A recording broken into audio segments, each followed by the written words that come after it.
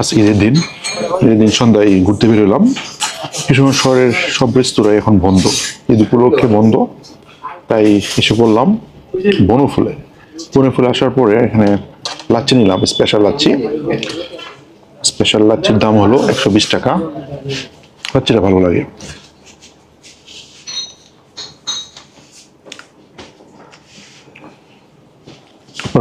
কেউ লাচ্ছি খেতে চাইলে বনফুলে আসতে পারেন।